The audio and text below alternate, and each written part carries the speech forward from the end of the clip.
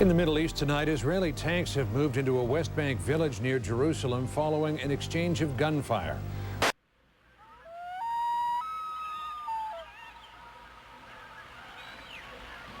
In a targeted attack, missiles fired by helicopter gunships slammed into the West Bank office of Abu Ali Mustafa, who was the head of the Popular Front for the Liberation of Palestine.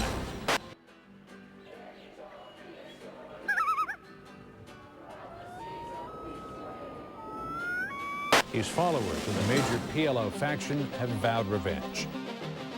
Welcome to a camp called Seeds of Peace, where we learn to hear, and let go of fear. We're living it out at the camp called Seeds of Peace. Let the love increase, till we make release. The actual genesis of Seeds of Peace goes back to the World Trade Center bombing in February of 1993. When that took place in New York, I asked myself, what are terrorists trying to do anywhere in the world? What they're trying to do is to instill fear. And why haven't we been able to come up with an answer that inspires hope? And so it seemed to me that this was a very logical idea, to bring the next generation of young people together at an age before they'd been poisoned by the hatreds of the past. You know, David won't think of Muhammad anymore as just a Palestinian or as an Arab. He'll think of him as Muhammad. Muhammad won't think of David as an Israeli. He'll think of him as David. So it's very important to humanize the conflict. That's what we're trying to do here. I learned many things about history from both sides and how the one side sees it and how the other side sees it. It's so different. It's completely the opposite. When you come here and all that happens to you, all the relationships that are created, it changes everything. It absolutely changes everything. Nothing is like before. Supposedly they're the enemy for me. I grew up to know that they are the enemy, but now I'm at the stage where I think of the enemy as people, as friends that I know, and I worry about them sometimes because I lived with them and I played sports with them. I've talked to them about issues that bother me, and they've listened. And I think, as I said, that's the key. When I know that they're listening to me and willing to understand me, I begin to respect them and worry about them. This is a place where everybody's equal. There aren't any oppressors or oppressed people here. Everybody is equal. And I had a young man say to me just 2 days ago, the reason he loves it here is it's the only place that he's ever experienced where he's respected as an individual and is free to express himself. He's never had that before in his life. I think what it is a safe haven.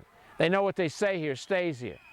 They know that the counselors and the facilitators and even to the extent the delegation leaders recognize that this is a place where kids ought to have the opportunity to discuss things, to forget sometimes what countries they come from and sit down and talk and learn about each other.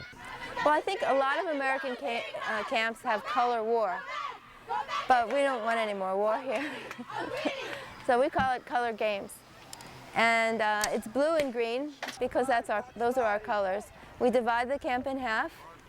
Half the camp is in the blue team, half on the green team. And they're very carefully divided so that you have equal number of Qataris, Yemenis, Israelis, Palestinians, Jordanians, Cypriots, Greeks, Turks, Bosnians, Serbs. They're all equally divided, but also it's a balance of talents and skills.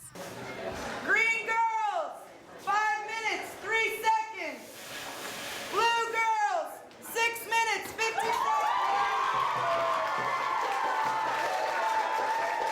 It's very important for the kids to be able to play sports together and have the kind of relaxing activities, because it removes the perception of the enemy as an enemy. If you're playing soccer or baseball or rope climbing or canoeing with your so-called enemy, but you're both in green shirts and you're not threatened by that person, you accept them. Those sports and activities set the stage for the more serious work that goes on here in the coexistence sessions. As a result of the color games, they kind of learn how enemies are are fabricated for them because suddenly they're playing alongside teammates in a cooperative way who are supposed to be their enemy, and they may be playing against their own brethren who are on the other team, and they have to unite with their enemy in order to defeat the person who's from their own country, and they realize that all this stuff is artificial.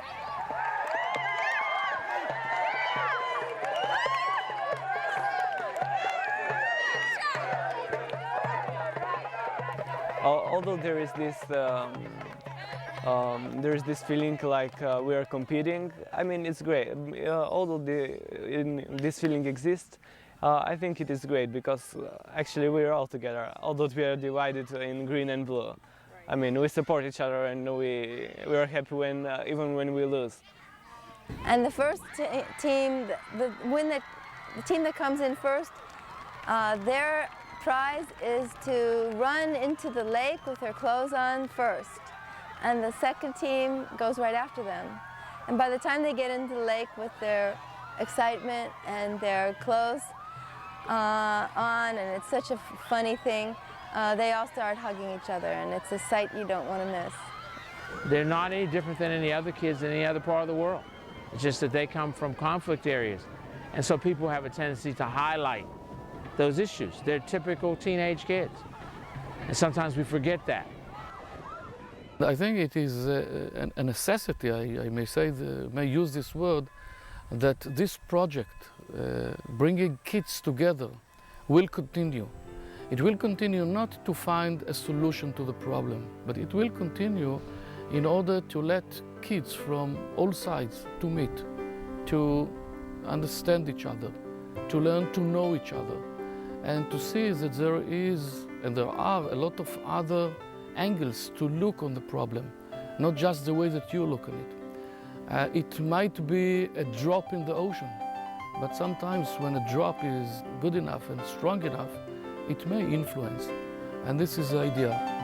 We are not looking for results in the next morning, but we do look for new leadership to the next generation that maybe will think in another way.